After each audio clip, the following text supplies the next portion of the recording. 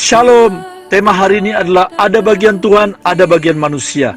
Hari-hari ini banyak orang dikuasai oleh ketakutan karena setiap hari mendengar informasi tentang ganasnya virus corona yang sudah merenggut banyak jiwa. Virus corona milik malaikat pencabut nyawa.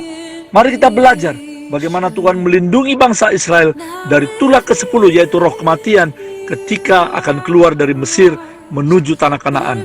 Dari Keluaran pasal 12 ayat 22b dan 23.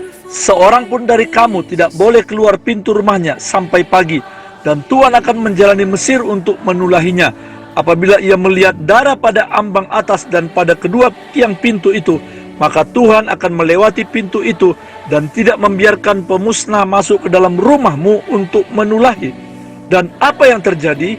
Semua anak sulung orang Mesir mati karena malaikat maut lewat di depan pintu rumah mereka.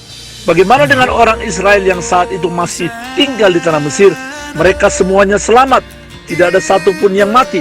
Mengapa? Sebab ada bagian Tuhan, yaitu melindungi, memberkati, dan menjauhkan tulah kematian dari orang Israel. Namun ada bagian bangsa Israel. Yang pertama, mereka harus membubuhkan darah anak domba di atas pintu depan rumah mereka. Dan yang kedua, mereka harus tinggal di rumah. Ketika kita berdoa, Bapa, kami minta Engkau menutup bungkus kami sekeluarga dengan darah Yesus, maka itu berarti kuasa kegelapan, virus penyakit, bahaya, roh kematian tidak dapat menembus benteng pertahanan yang dibuat oleh Tuhan terhadap kita, oleh karena ada kuasa darah Yesus yang melindungi kita. Ya, kuasa darah Yesus jauh lebih dahsyat daripada darah hewan yang disapukan di ambang pintu bangsa Israel. Namun ingat saudaraku, ada bagian Allah dan ada bagian kita. Walau kita sudah berdoa dan juga beribadah, namun jika kita masih sering berkumpul di keramaian, mengabaikan social distancing, selalu bersalam-salaman dengan banyak orang, tidak menjaga kebersihan, tidak cuci tangan, tidak pakai masker dekat orang yang sakit, sering mengusap wajah dengan tangan yang kotor, itu namanya kita tidak taat dan kita mencobai Tuhan.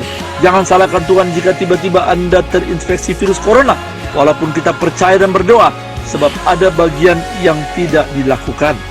Amsal 27 ayat 12 mengatakan, kalau orang bijak melihat malapetaka, bersembunyilah ia, tetapi orang yang tidak berpengalaman berjalan terus, lalu kena celaka. Jika kita ibadah online hari Minggu di rumah, itu bukan berarti kita kurang iman, tetapi itu bijaksana. Mari jangan takut di tengah wabah virus corona yang sedang mencekam ini. Ingatlah bahwa kita punya Tuhan Yesus yang jauh lebih besar dari semua bahaya yang mengancam.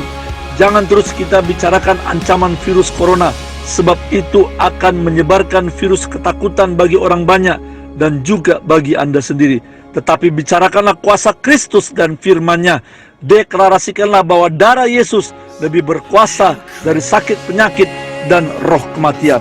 Hari-hari ini memang ada ratusan gedung gereja sementara tutup karena misi untuk memutuskan mata rantai peredaran virus corona.